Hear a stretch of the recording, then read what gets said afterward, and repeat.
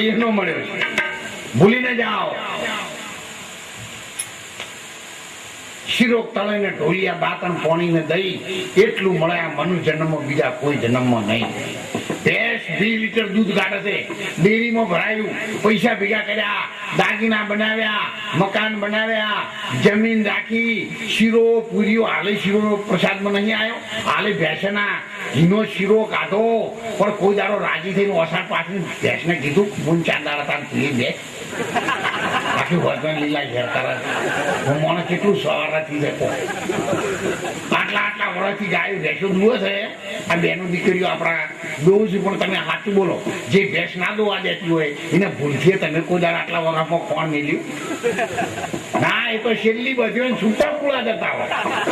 આમ દોવા દેતી હોય તો ભૂરી બાપા ટાંકીની છેલ્લી કૂતરી છે, પણ ખબર પડી ગઈ છે ફેટ નીકળી ગયા છે.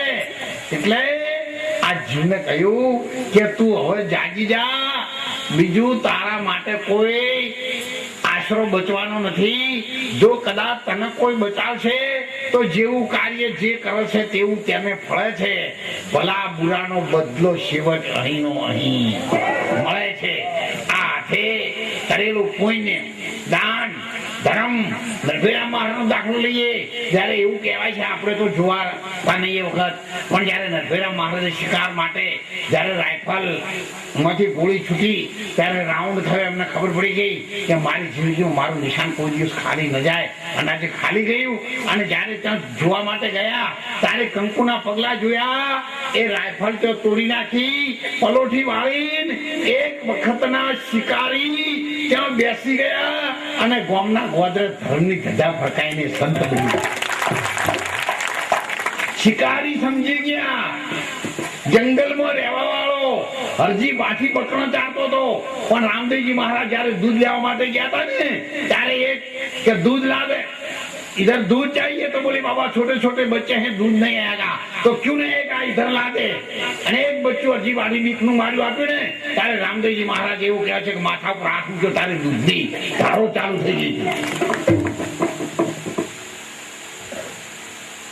તો એક પણ સંતને તમે જુઓ, રામદેવજી મહારાજે વાણિયાનું ધર્મસ્તક જોડીને હાડું કર્યું. 10મા અવતારમાં અહીંયા નરભેરા મહારાજે કુકરાસે જીવન કર્યા. એમને લોકો પૂછતા નહીં, એમને નુમના દાડા આખું વકાટાઈ થઈ જશે, એમને નહીં થતા. આટલા વર્ષથી રાયડો ને જીરું વરિયાળી વાળી વેપાર કર્યા, નોકરી કરીને ધંધા કર્યા, પણ કોઈ દાડો કોમ વગર રાજી થઈ નિમ્ન નાળીઓ ચડાવી. તો અમને છોકરું વાદું થાય તો બાપા કहीं ભગવાન ની દવાળા ઓપરેશન બગડે છે. આટલા દાડા ઇન્દમ કોઈ દાડો રાજી થઈને નાળીઓ ચડાવતા નહીં. તો અહીંયા ખબર પડે છે કે ઉપાય નહીં તાણામાં આવ્યા એ આપણા ગામના જ.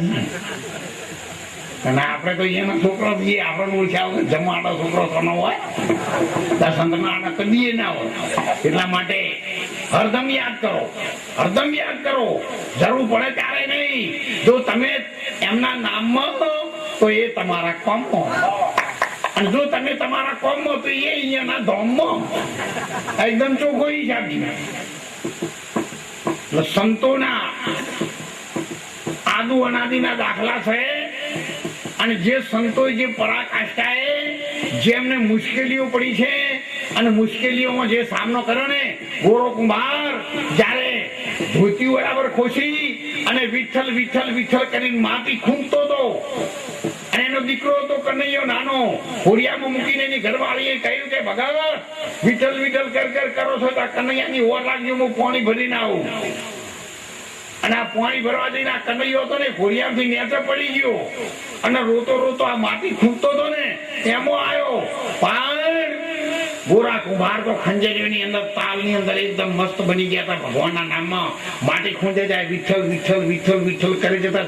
એમને ખબર નથી કનૈયાનું માથું એના પગ નીચે આવી ગયું. આખો છોકરો ખૂંદાઈ ગયો. માટી જે માટી પાણીથી પલાળવાની હતી ને કનૈયાના લોહીથી પલળી ગઈ. અને એના ઘરવાળે આવી ગયા. ઘોડિયામ જોયું, પાડોશીને પૂછ્યું કે કનૈયો કે ગુણ અમે તો તાર ઘેર આયા જ નહીં. નામ કહ્યું જોઈ કહો લાયો ગોરા કુંભાર ને કે ભગત જોતું આ ને જોયું કનૈયો ખૂંદાઈ ગયો કે બહુ સારું છે. હું તો એવું કશું પડેલી જ નહીં કે તારી ભક્તિમાં હળગતો કૂળો મેલ, મારે ભક્તિ નહીં કરવી. ત્યારે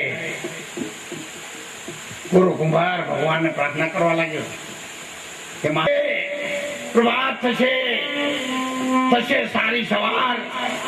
ગોરા તારું ભગત નું મોઢું એક છે અને આ જગત નો મોઢા છે. 1000 મોઢેથી લોકો તને શબ્દ છે. અને એક તો ઘરવાળી તો હતી, ઘણા તો બચારા તારે ભજનમાં આવ્યા છે પણ ઘેર નહીં જઈએ કોઈ નો કોઈ જાણ. ઘણા ઘેર કઈ ના આવ્યા છે હું ક્ષેત્રમાં જઉં છું મને જવા તો ઇન્કમ જોવા આવવાની નહીં મેળાઈ જા. ઘણા તો બિચારા બીકના મારે નહીં ભક્તિ કરી શકતા. ઘણાને ભક્તિ કરવાની તો ઈચ્છા બહુ મોટી હોય છે પણ તરત બીકો તાર સવારે ધોરણ તાર કોણ નાખશે, ફળ કોણ જોડશે, બોર કોણ જોડશે, એટલે આ બિચારો બીજાય કે તારા આવા કસલા કોણ કરે ના કરું. હેલો ભક્તિ તો આવતી વખત જન્મ લેવો એ વખત કરશું. એટલે બહેનો વિનંતી છે કે જે ભગવાનના ભજનમાં જાય છે એ માણસ તમારા કુટુંબને કોઈ દિવસ ઉજળું કરશે. જે દારૂ દારૂ પી અને તમારા બૈડા પોખરા કરવા વિના કરતો હતા બચારો હારો નહીં, ભગવાનના ભજનમાં જાય છે. પણ તો જેને ટેવ પડી ગઈ છે ને એ પેલા હતા ને અત્યારે હતા. એ ભગવાન રામ જયારે ગાદી બેસવાના હતા ને ત્યારે મંથરા સોંપડી ગઈ હતી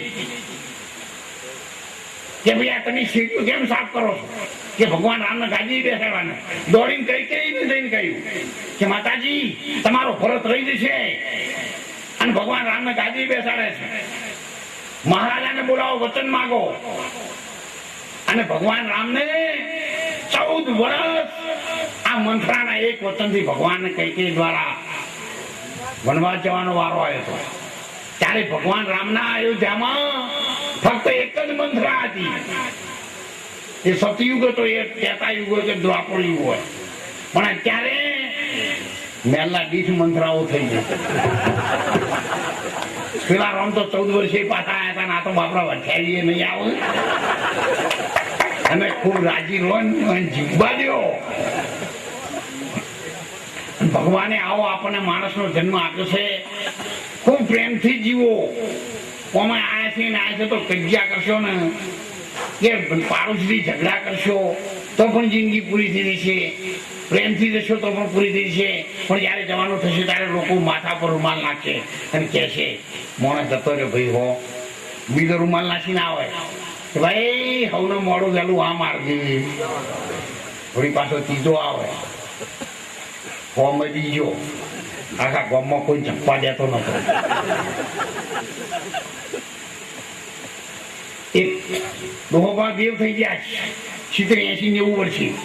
એટલે ડોશીમાં આવે મેં લામ ગયો એની ઓવન કહેવા કે હડો હડો ડોહો જતા રહ્યા. એટલે વાઈ મને કાં તો 90 વર્ષનો અત્યારે મને ખેતરમ જાય ગોદરે જાય. પણ પછી કીધું કે ડોહો તો મરી ગયા હતી રોવા આવવાનું છે. નેનો બૈરા આ જમાનાના 21મી સદીનો ક્ષેત્ર હોય કે છોકરા રમવા ગયા છે, તમે આવીએ તમે હેડો. બાકી હતું ખાઈ પીને શાંતિથી હોક મરી ગયો ડોહો 90 વર્ષ. જો એક ગાવું, એક ખાવું અને એક રોવું, આ 3 વસ્તુ છે ને બીજાને ઘેર સારી લાગે. ખાવું હોય તો બીજા ઘેર ખોમી ગાંઠવા થાય ને. એક ગાવું છે બીજાને ઘેર રોવા બૈરા હોય ને તો પેલું મરી ગયું ના રોવાઈએ ના કરવાના નહીં યાર.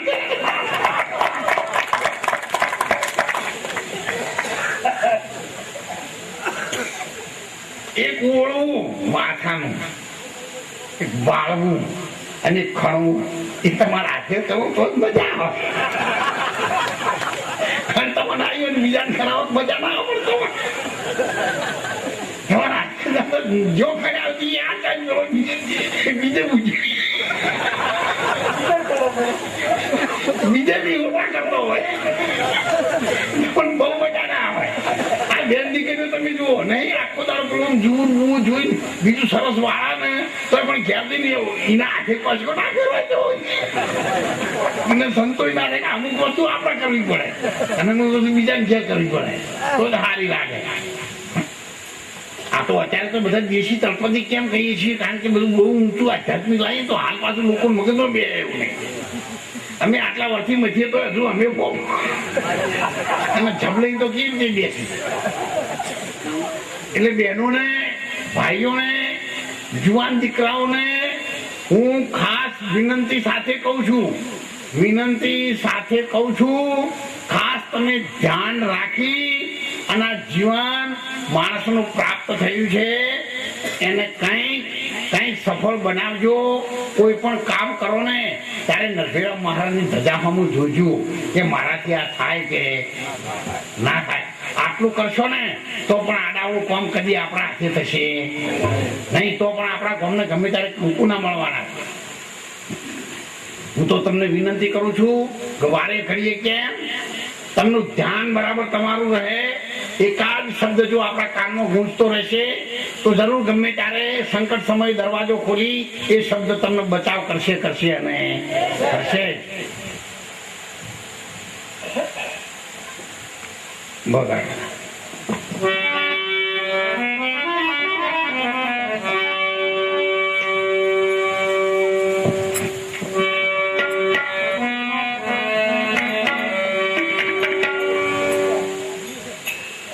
અરે જોજે રે આ તારી જિંદગી જવાની જોજે તારી જિંદગી જવાની ભાઈ નથી રહેવાની જોજે રે આ તારી જિંદગી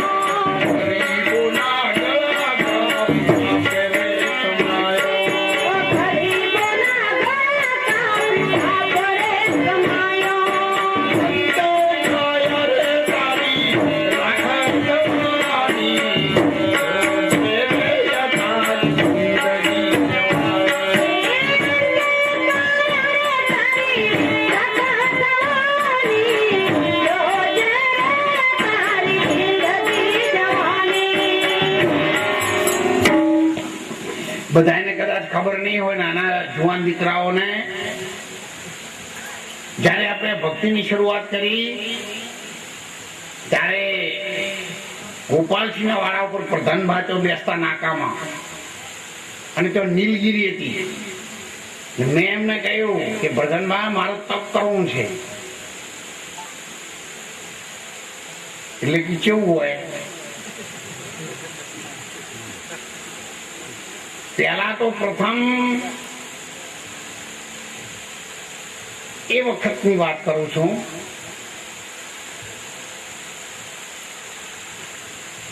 ક્યારે તેઓ મને તપ કરવા એ હા પાડે ને એવી કોઈ દિશા નથી.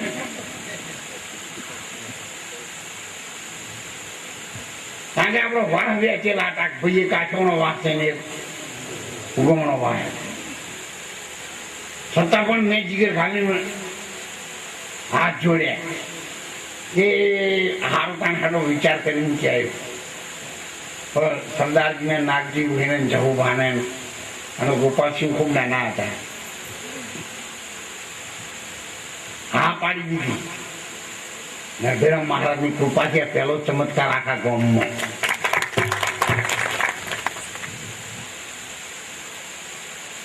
અને એ હું તપ કરવા બેઠો ત્યારે પૂળા મળેલા હતા ઉપર છાપરો કરીને બાજરીના.